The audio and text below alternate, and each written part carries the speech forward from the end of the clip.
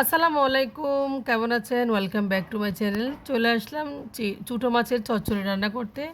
তো ছোটো মাছ একদম এভাবে রান্না করলে চচ্চড়ি সাদা ভাতের সাথে খুবই ভালো লাগে। তো দেখতে পাচ্ছেন এখানে একটা আদা নিয়েছি, 2 কোয়া রসুন আর নিয়েছি কিছু জিরা ও সরিষা। আমি এগুলো বেটে আজকে মাছের চচ্চড়িটা রান্না করব। তো চলে যাচ্ছে আমি এখন বাটতে। দেখতে পাচ্ছেন আমি পাটা একটু বেটে রান্না করি সব সময়। তো আমার ব্লেন্ডার যদিও আছে, আমি ব্লেন্ডার করি না, আপনারা চাইলে ব্লেন্ডার করতে পারেন। তো রসুন, আদা, সরিষা ভালোভাবে আর জিরা আমি ভালোভাবে একটু বেটে একটা মশলা বানিয়ে নিচ্ছি মাছের চচ্চড়ির জন্য। দেখতে পাচ্ছেন মশলা বাটা হয়ে গেছে। আমি এরপর যে মাছগুলো রান্না করবো এগুলো নিয়ে নিয়েছি।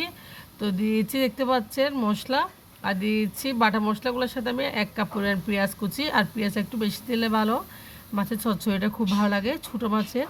আর হালকা পরিমাণ দিয়েছি মরিচ আমি কম দিচ্ছি, কারণ এখানে আমি কাঁচা মরিচটা বেশি ইউজ করবো।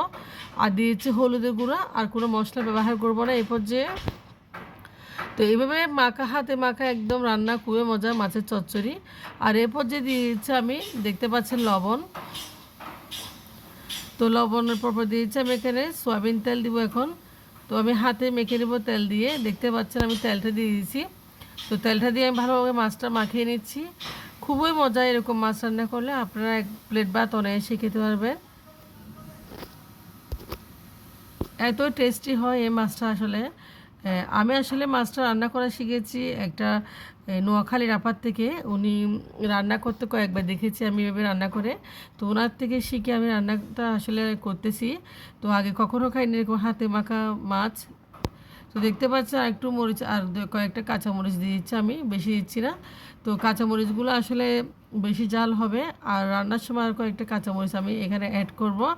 তো এখন সরাসরি আমি চলে যাচ্ছি চুলায়। আমি এখন চুলায় রান্নাটা বসিয়ে দিব।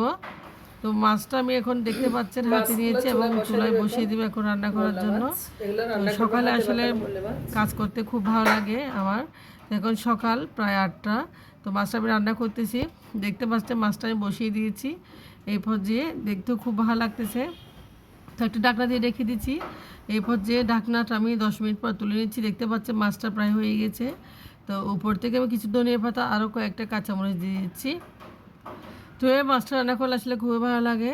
দেখতে পাচ্ছেন মাছটা প্রায় হয়ে গেছে। তো মাছের উপর থেকে তেল বেশি উঠেছে। তো মাছটা আমি একটু উল্টে পাল্টে দিব স্প্যাচুলা দিয়ে, মাছের যেহেতু চচ্চড়ি। তো মাছে একটু হালকা করে পানি দিয়ে দেবো আমি, আর একটু মাছটা সিদ্ধ হওয়ার জন্য। দেখতে পাচ্ছেন একটু করে পানি দিয়েছি, মাছ থেকেও একটু পানি বেরিয়েছে। এই পর্যায়ে পানিটা শুকিয়ে আমি রান্না করে নেবো। দেখতে পাচ্ছেন মাছটা অলরেডি হয়ে গেছে, আমি এখন খাবার খেয়ে নিচ্ছি। তো সকালবেলা আসলে খুবই ভালো লাগে এরকম মাছের চচ্চড়ি দিয়ে ভাত, খুবই মজা, খুব টেস্ট। গরম ভাত রান্না করেছি আমি এখন, তো ভাত দিয়ে খাচ্ছি। তো আপনারা একবার এবারে ট্রাই করবেন, আসলে খুবই মজা হবে যখন মাছগুলো ছোটো বেশি তাই। তো আল্লাহ হাফেজ, ভালো থাকবেন। আসসালামু আলাইকুম।